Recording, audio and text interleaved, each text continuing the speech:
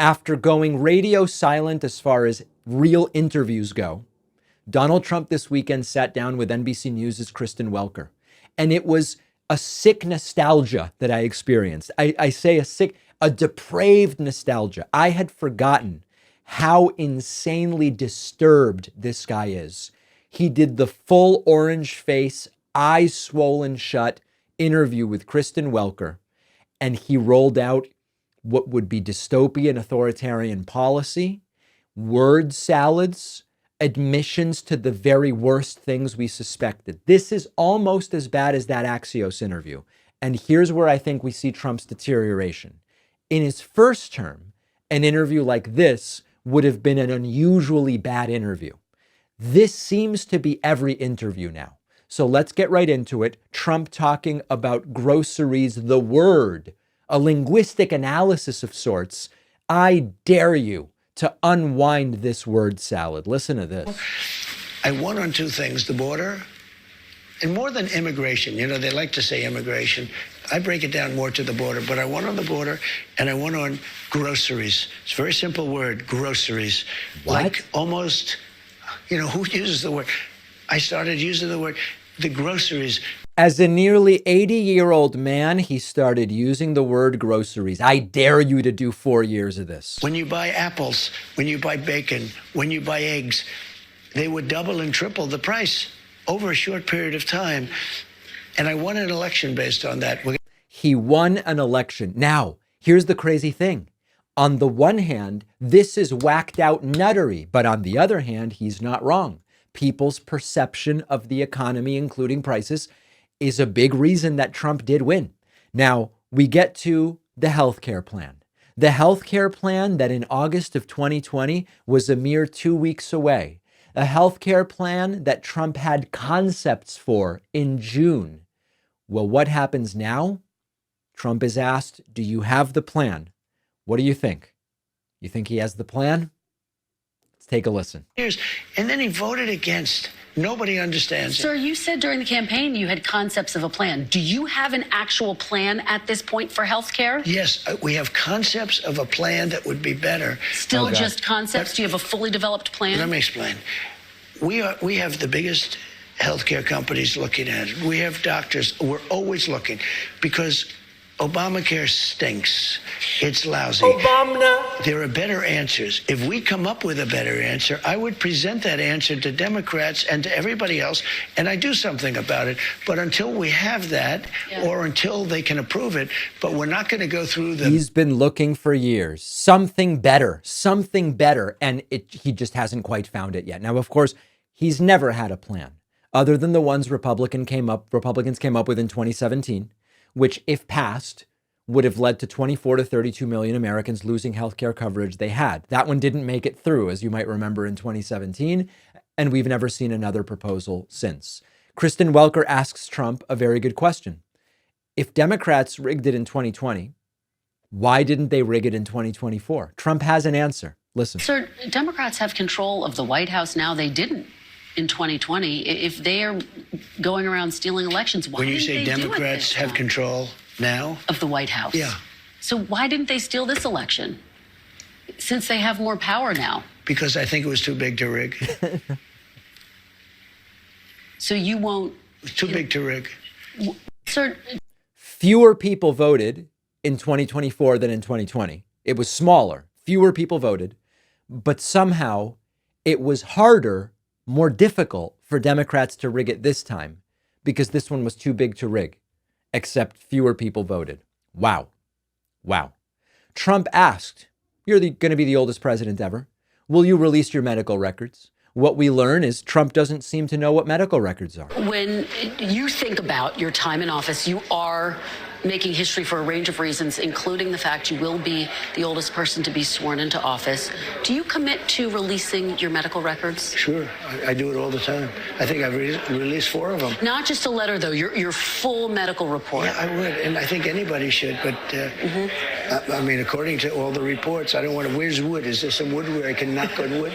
But my reports are very good, very strong. So yeah, super, super strong medical reports, which he does not release. Releasing a letter from your doctor saying hyperbolically that you're super healthy is not a medical record. I believe that Trump is medicated for, I should have looked it up. I don't want to speak. It's either cholesterol or blood pressure. What are his numbers? What's his lipid panel? How much medication is he on? What about his obesity? Releasing a letter that says I'm awesome from a partisan doctor is not a medical record.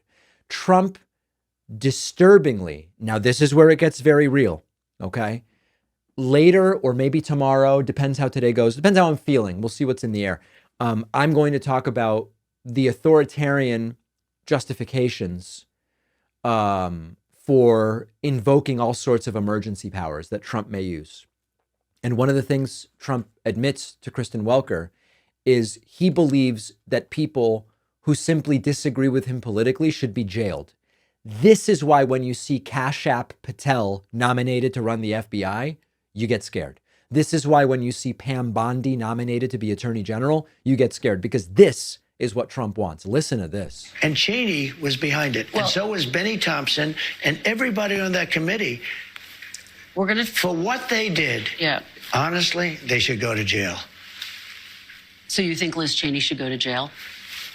For what they did. Everyone on the committee, you think I think everybody anybody that voted in favor. Are you going to direct your FBI director and your Attorney General to send them to jail? No, not at all. I think that they'll have to look at that, but I'm not Right. going to. It's like RT, right? I know I use this analogy. The RT hosts love to say, no one ever tells me what to say. No, you got hired because they knew what you would say.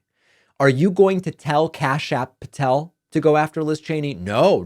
He's going to look at it. He's being hired because he already has said dozens of times in public, what we need to do is go after these people. Trump also breaks the news that he will attempt to end birthright citizenship as enshrined by the Bill of Rights. Wow. Citizenship on day one. Is that still your plan? Yeah, absolutely. The 14th Amendment, though, says that, quote, all persons born in the United States are citizens. Can you get around the 14th Amendment with an executive action? We're going to have to get a change. We'll maybe have to go back to the people, but we have to end it. We're the only country that has it. Through an executive action? You know, we're the only country that has it. Do you know? I wish Kristen Welker knew that we are not the only country that has it. 35 countries have birthright citizenship. She just looks kind of perplexed when he says it. Maybe she suspects it's a lie. It is a lie.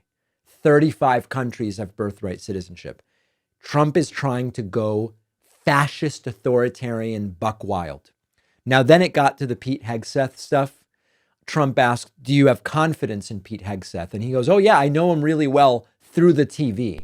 It looks like Pete is doing well now. I mean, people were a little bit concerned. He's a young guy with a tremendous track record, actually. He went to Princeton and went to Harvard. He was Yes, the very schools that we no longer are supposed to care about because they are just liberal indoctrination, according to Trump, except when it's convenient. Good student at both, but he loves the military, and I think people are starting to see it. So we'll be working on his nomination along with a lot of others. Since you bring him up, do you still have confidence in Pete Hegseth? Yes, I do. I really do. He's a very smart guy. I've known him through Fox, but I've known him for a long time. I've known him through the TV for a long time. Very, very long time. Got it. He knows nothing about Pete Hegseth. He was asked, Trump was, have Republican senators assured you that they're going to vote for this guy? And Trump goes, they really have. Have you gotten assurances from senators that he's going to be confirmed? Do you think he can make it? No, I think he will, yeah. I've had a lot of senators call me up saying he's fantastic. Yes. Okay. So some senators have said yes, but Trump is not getting the assurances that Hegseth will be voted in. And then finally, the drinking. Trump's vague reference to other people. He's sure that Hegseth doesn't really have a drinking problem. You don't drink yourself. No. You've talked about how devastating drinking can be. Yeah. How concerned are you that the person who you picked for this top job at the Defense Department, at least according to those who've worked with him, has struggled with drinking? But I've spoken to people that know him very well, and they say he does not have a drinking problem. There you go. I love the Trump, by the way, Trump does genuinely seem to be trying to salvage the nomination. He's lobbying senators here, right? Do you want to be on the wrong side of Trump coming out publicly and saying, I stand behind him? We'll see what happens with Hegseth. The Hegseth thing is so funny.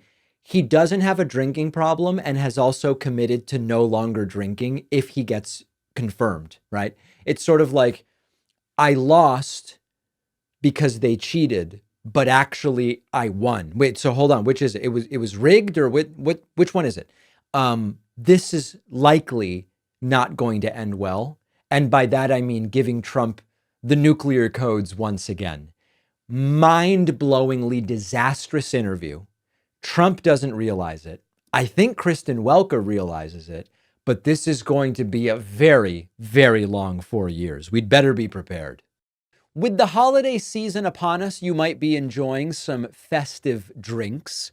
Check out our sponsor, ZBiotics Pre-Alcohol Probiotic, a tiny shot-sized drink you toss back before you have any of those drinks to keep you feeling your best the next day. ZBiotics' pre-alcohol is the world's first genetically engineered probiotic invented by PhD scientists to tackle rough mornings after drinking. When you drink, alcohol is converted into a toxic byproduct in the gut. It is that byproduct, not dehydration, to blame for how you feel the next day. And ZBiotics' pre-alcohol produces an enzyme to break the byproduct down. If you drink one of these before drinking alcohol, then you drink responsibly and get a good night's sleep, you'll feel really good the next day. And it is backed with a 100% money-back guarantee. If you're unsatisfied for any reason, they'll refund your money, no questions asked. Go to zbiotics.com/Pacman and use code Pacman to get 15% off your first order. You can also sign up for a subscription using my code so you can stay prepared no matter the time or occasion. The link is in the description, or scan the QR code.